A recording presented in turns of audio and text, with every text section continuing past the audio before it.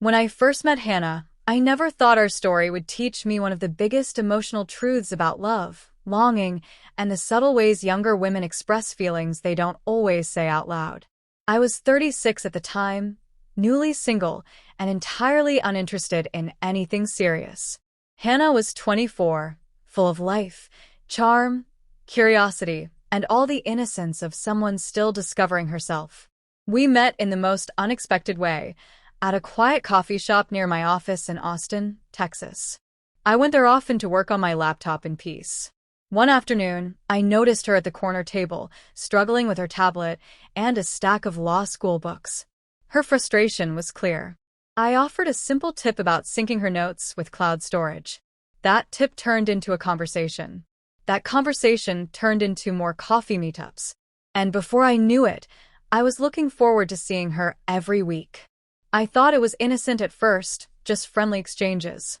She'd ask about my work. I'd ask about her studies.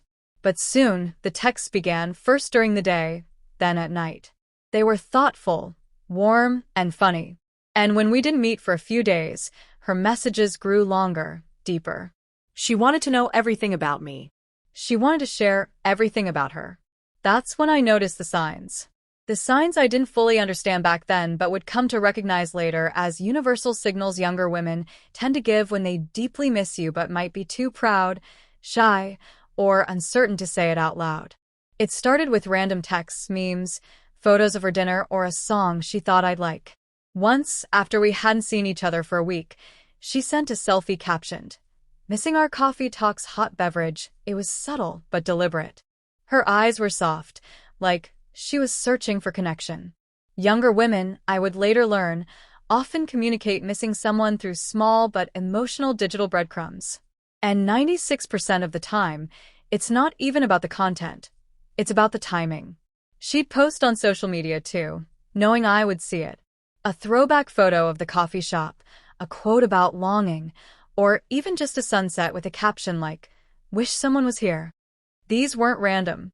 They were breadcrumbs left for me to follow. The younger generation, raised in the digital world, uses subtle public posts as private messages. They express through their screens what they don't always dare say in person. Hannah also became suddenly more curious. Out of nowhere, she'd ask, "What did you do today?" Or, "Did you miss me at all?" It was playful but wrapped in a real emotion. She wanted to be on my mind. She wanted to feel seen, even when we weren't together. And I began to realize that missing someone for her wasn't just about absence, it was about visibility. She needed to feel that her space in my world wasn't fading. And then there was the unexpected gift. One morning, a book appeared on my office desk, no note, no card. But I knew it was her. It was a collection of short stories by an author we had talked about during one of our coffee chats. She remembered.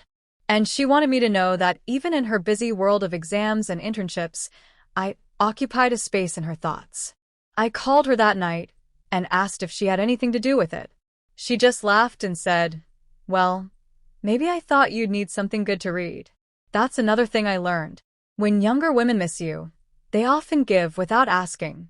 It's their way of staying close, of nurturing a bond from afar. And it's rarely loud or dramatic. It's quiet, thoughtful, and meaningful. But then came the shift. I got busy with work. Really busy. Weeks passed where I couldn't meet her. I thought she'd move on, maybe meet someone her age, someone with more time. But instead of pulling away, her messages became even more layered. She started texting late at night, sometimes just to say she couldn't sleep. Sometimes to ask random questions like, "Do you think people are meant to meet certain people for a reason?" One night, she texted, "I had a dream about you. It felt so real. I woke up missing you like crazy." That message hit different. It was raw, unfiltered, and honest. No emojis, no laughter, just truth. Younger women, despite their confidence, sometimes struggle to express vulnerability in person. But when they miss you deeply, it leaks out in unexpected ways. Late-night texts, sudden calls, or long, emotional voice notes that start with, "I just needed to hear your voice." Eventually, I made time. We went out again, this time to a jazz bar she picked. She wore a red dress, and when I complimented her, she just said, "I wore it for you. I wanted you to remember tonight." That night, she leaned closer, held my hand a little longer, and when we hugged goodbye, she didn't let go right away. It was clear she had missed me.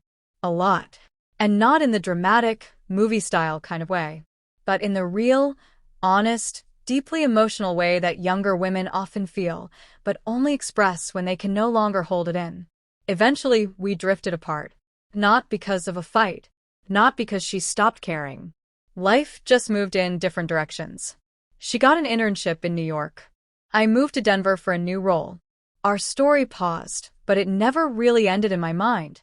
Months later, on my birthday, I got a message from her. It was simple. "Hey, I heard the song today, and it reminded me of you. Hope you're doing great." And just like that, all the feelings came rushing back. The way she used to send things that seemed random, but were deeply personal. That was her way. That is the way of so many younger women. They won't always say, "I miss you." Instead, they'll send you a photo of something small that made them think of you. They'll text you at midnight just to ask a question they already know the answer to. They'll comment on your stories with something vague but hopeful. They'll show up in subtle ways, quietly holding onto the connection without needing to demand anything from it. I've spoken to friends, read countless personal accounts, and seen it time and again. When a younger woman truly misses someone, she rarely announces it. She shows it. Through presence, through gestures, through emotional footprints in digital places.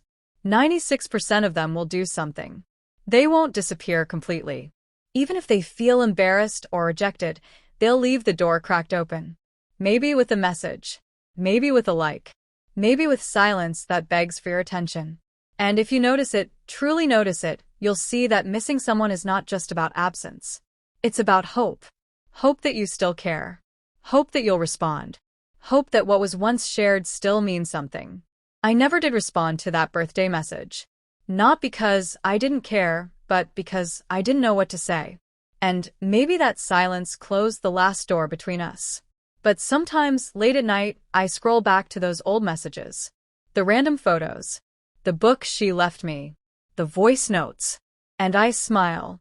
Because now I know that when a younger woman misses you badly, she won't shout it from the rooftops. She'll whisper it through her actions. And if you're lucky enough to hear those whispers, don't ignore them.